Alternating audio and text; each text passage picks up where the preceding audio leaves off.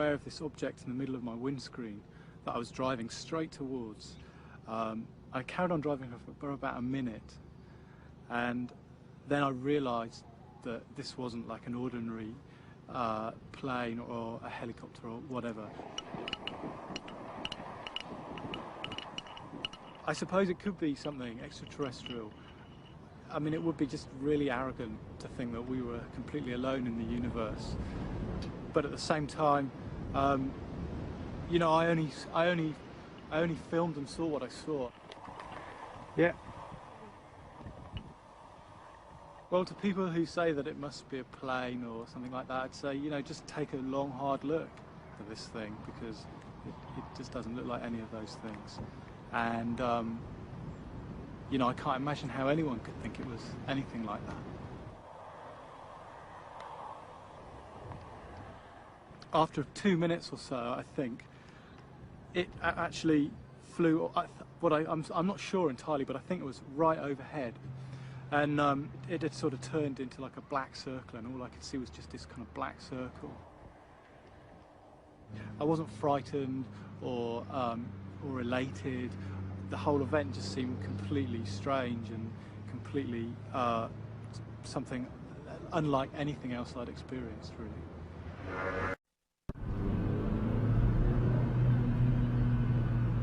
In the southwest of England, just outside Somerset, there was another sighting. It was captured on videotape. Got it. Got it. Yeah, I think it's coming this way. Yeah. Yeah, I can see it. Is it? It is. That's amazing. The UFO that you saw originally was spotted approximately about 200 yards to the left of the aerial mast, and I suppose it was probably at about 500 feet up. It was very low in the sky. And this is a radio communications tower? This is radio communications. They've got 3 military masts on there, and it sends out, one is a navigational signal, which is used for aircraft. The other 2 aerials are near the top. We're not quite sure, but there is a pulsed frequency that comes from them.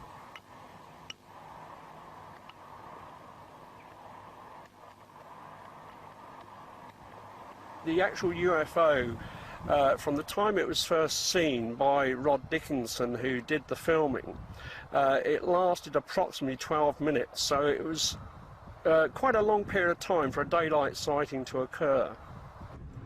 We took this tape to be analyzed by Lucasfilm's Special Effects Division, Industrial Light and Magic, in San Rafael, California.